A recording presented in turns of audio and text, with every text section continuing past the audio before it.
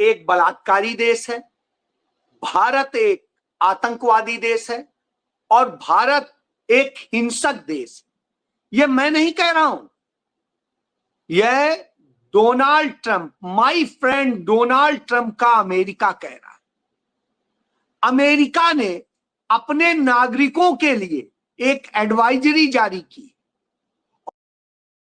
भारत मत जाइए, ये भारत जाते हैं तो वहां अकेले मत घूमिए, महिलाएं तो खासकर ना घूमे, क्योंकि भारत के अंदर महिलाओं के साथ रेप हो जाएगा, भारत के अंदर लिंचिंग हो जाएगी, हिंसक लोग हैं, हमले कर देंगे, और भारत के अंदर आतंकवादी लोग, यानी भारत को इस तरह से अपमानित कर रहा है डोनाल्ड ट्रंप। उस भारत को, जिस भारत ने दुनिया को सहिष्णुता सिखाई,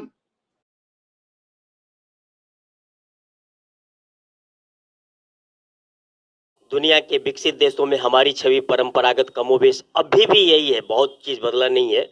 और हम अभी भी हिंदू मुस्लिम कह करके और एक दूसरे से नफरत करके, विज्ञान से दूर भाग करके, पाखंड और अंधविश्वासों का प्रचार करके विश्व गुरु बनने की कोशिश कर रहे हैं। यहाँ के देशों में जो नेगेटिव छवि है वो हमारी अभी भी कमोबेश वही है। चलिए उसको हम देख। नकारात्मक छवि है और वो ये है कि भारत अज्ञानियों, अंधविश्वासियों एवं मूर्खों का देश है। भिखमंगों, फकीरों, पाखंडियों एवं ठगों का देश है। बेईमान, क्लीब और कायरों का देश है। शक्तिहीन, एकताहीन, आदर्शहीन, चरित्रहीन, बिखरे हुए दिग्भ्रमित लोगों का देश है। पुरुषार्थहीन और तेजहीन, मात्र धारा की दिशा में ही बहने वाले मुर्दों का देश है। चंद रुपयों एवं तुच्छ स्वार्थों के खातिर बिकने वाले भ्रष्ट लोगों, गद्दार जयचंद्रों एवं मीर जाफरों का देश है। एक दूसरे का पैर खींचने वालों का देश है। देश हित से अधिक व्यक्तिगत स्वार्थों को तवज्जो देने वालों का देश है। अनंत एवं अनवरत अपमान सहते रहने फिर भी नहीं सुधरने वाले हेहर एवं थेत्थरों का देश है। सेखी बघारने एवं अपने मुंह मियां मिट्ठू बनने वालों का देश है। अधिकांश नपुंसक सियार सदृश बुद्धिजीवियों, भाट चारणों, चापलूसों एवं दलालों का देश है। कुछ जंगली जानवरों सदृश परंपरागत कुलीन जमींदारों एवं 85% दलित पिछड़ा रूपी कीड़े मकोड़ों का देश है। भारत अज्ञानियों, अंधविश्वासियों एवं मूर्खों का देश है। भिखमंगों, फकीरों, पाखंडियों एवं ठगों का देश है। बेईमान, क्लीब और कायरों का देश है। शक्तिहीन, एकताहीन, आदर्शहीन, चरित्रहीन, बिखरे हुए दिग्भ्रमित लोगों का देश है। पुरुषार्थहीन और तेजहीन, मात्र धारा की दिशा में ही बहने वाले मुर्दों का देश है। चंद रुपयों एवं तुच्छ स्वार्थों के खातिर बिकने वाले भ्रष्ट लोगों, गद्दार जयचंद्रों एवं मीर जाफरों का देश है। एक दूसरे का पैर खींचने वालों का देश है। देश हित से अधिक व्यक्तिगत स्वार्थों को तवज्जो देने वालों का देश है। अनंत एवं अनवरत अपमान सहते रहने फिर भी नहीं सुधरने वाले हेहर एवं थेत्थरों का देश है। सेखी बघारने एवं अपने मुंह मियां मिट्ठू बनने वालों का देश है। अधिकांश नपुंसक सियार सदृश बुद्धिजीवियों, भाट चारणों, चापलूसों एवं दलालों का देश है। कुछ जंगली जानवरों सदृश परंपरागत कुलीन जमींदारों एवं 85% दलित पिछड़ा रूपी कीड़े मकोड़ों का देश है। दुनिया के विकसित देशों में हमारी छवि परंपरागत कमोबेश अभी भी यही है, बहुत चीज़ बदला नहीं है। और हम अभी भी हिंदू मुस्लिम कह करके और एक दूसरे से नफरत करके, विज्ञान से दूर भाग करके, पाखंड और अंधविश्वासों का प्रचार करके विश्व गुरु बनने की कोशिश कर रहे हैं। हर तरफ आए हैं दामन को बचाए कैसे, हर तरफ आए हैं। कह रहा हूं, जब हम इसकी समीक्षा करें तो हमें 2-3 चीजें आती हैं। पहली बात कर लेता हूं कि भारत के अंदर नरेंद्र मोदी के शासनकाल में, भारतीय जनता पार्टी आरएसएस के शासनकाल में, डबल इंजन की सरकारों ने जो काम किया है वो ये किया है कि वहां बलात्कार भयंकर तौर पे बढ़ गए, रेप, गैंग रेप, महिलाओं पर हिंसा। और हालत ये है, भारत में सबसे ज्यादा महिलाओं के साथ रेप हो रहे हैं। रोजाना तकरीबन 100 महिलाएं रेप का शिकार हो रही हैं, लड़कियां शिकार हो रही, गैंग रेप का शिकार हो रही, और इसी तरह महिलाओं के साथ तमाम घटनाएं बढ़ रही। जब यह सब कुछ हो रहा हो, तमाम दूसरे देशों से आई महिलाओं के साथ जिस तरह से व्यवहार हो रहा हो, जिस तरह से उनके साथ रेप हो जाते हो, और भारत की महिलाएं, बच्चियां, लड़कियां, कहीं छोटी छोटी बच्चियां भी सुरक्षित ना हो, तो फिर अमेरिका क्या गलत कह रहा है? क्या गलत कह रहा है? जब इस देश में लिंचिंग होने लगे और लिंचिंग के आंकड़े आ जाएं, और जो बताए कि किस तरह से भारत के अंदर लिंचिंग हो रही है, सांप्रदायिक हिंसा हो रही है, तो उसके पूरे आंकड़े हैं बताते हैं कि भारत के अंदर असल में लिंचर्स का राज हो गया है। और इसका एक आंकड़ा आपको बताता हूं, नरेंद्र मोदी के तीसरे कार्यकाल के पहले साल में, यानी एक साल, 947 हेट क्राइम यानी घृणा के अपराध, नफरत के अपराध हुए।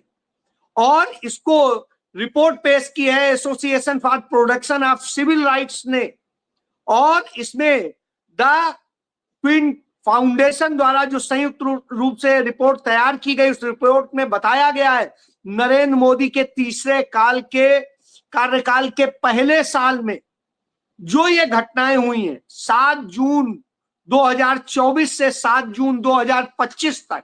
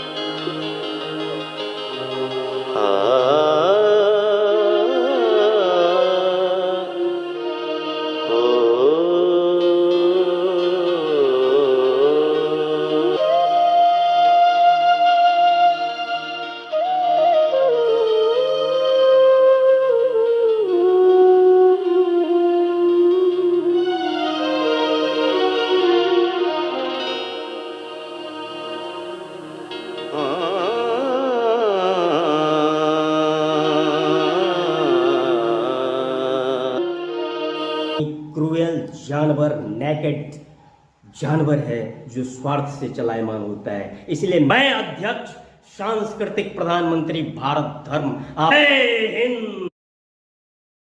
रंगवा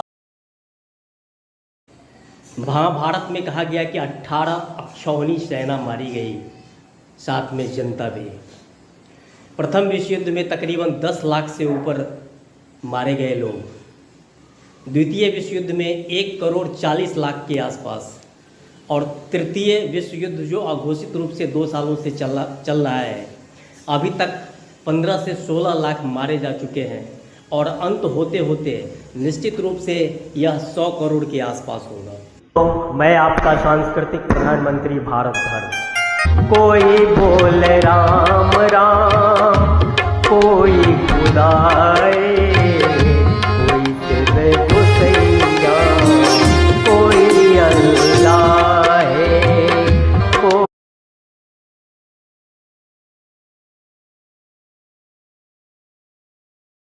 अहम सर्वास्मि, we all are same.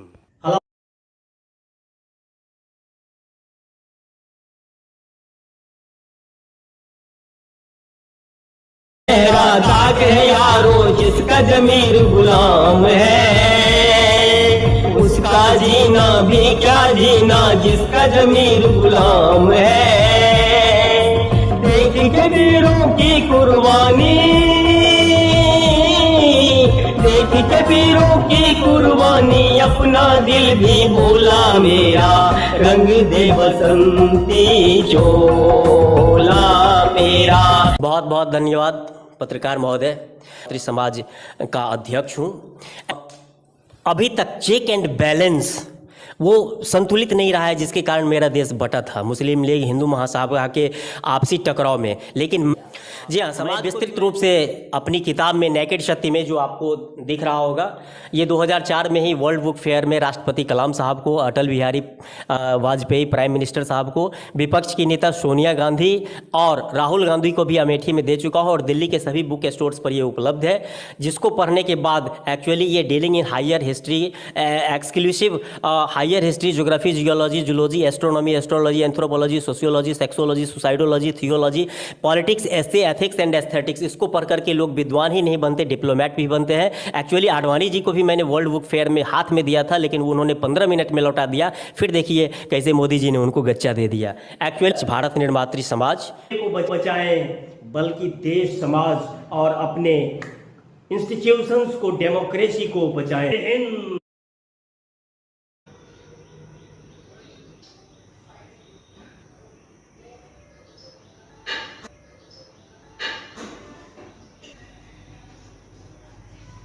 Bhavani शंकरो वंदे श्रद्धा विश्वास रूपिणो। श्रद्धा और विश्वास यही जीवन का आधार है। को एक्चुअली सबसे विकसित, शक्तिशाली और विश्व गुरु बना दूंगा। सबका विकास होगा और भारत, पाकिस्तान, बांग्लादेश सबको एक कर दूंगा। ये खुला मंच पर मेरे पास रोड मैप है। आए अपने वतन को स्वर्ग बनाए, विश्वास। और मेरी तो तमन्ना ये है, मेरी तो आशा ये है, ईश्वर से प्रार्थना ये है कि हिंदुस्तान ऐसा बने कि जिससे सारी दुनिया कहे कि अगर आज़ाद बनना है तो हिंदुस्तान के जैसे आज़ाद बनो। बनाए, विश्वास, अलौकिक शक्ति, आशा, ये सब मिलेगा, बल्कि रोजगार भी मिलेगा। Thank you. जय हिंद, जय भारत, जय नमो बुद्धाय, सत श्री अकाल, अस्सलाम वालेकुम, जय राम जी की, राधे राधे, जय हिंद, जय भारत। ऐसा नहीं है, उसके जरिए हम समाज को, देश को कुछ देने जा रहे हैं। इसीलिए हमने दिया है ऐसी करनी कर चुनो। एक दिन आए हैं नौकरी में, एक दिन नौकरी से जाएंगे। ठीक उसी तरह से जैसे एक दिन जन्म लिया, एक दिन मरेंगे, तो कुछ छाप छोड़ के जाइए और अपने को साबित करके जाइए कि हम में योग्यता भी है और हम समाज को बहुत कुछ दे सकते हैं, ताकि आगे लोकतांत्रिक व्यवस्था में लगे कि हाँ, महिलाओं को जब अधिकार और कर्तव्य मिला था तो बेस्ट परफॉर्मेंस किया।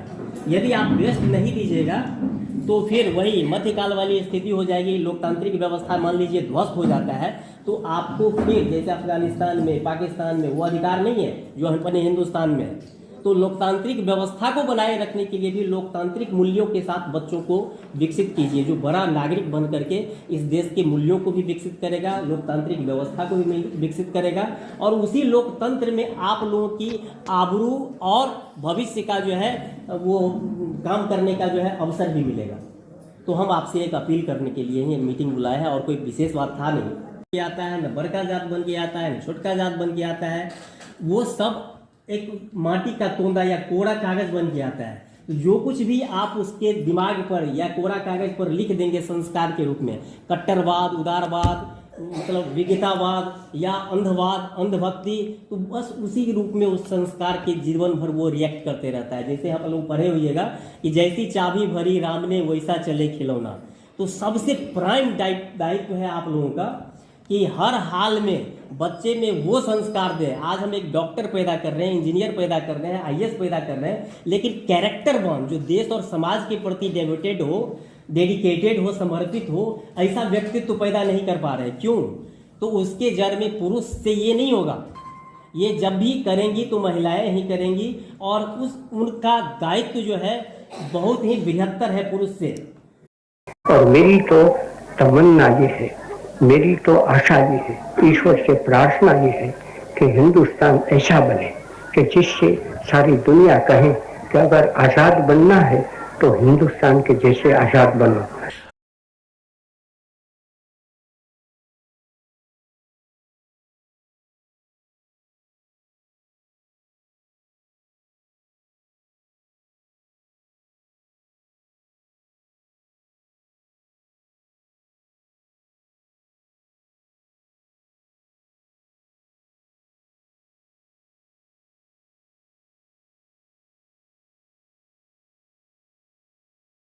बचाएं बल्कि देश समाज और अपने इंस्टीट्यूशंस को डेमोक्रेसी को बचाएं। जय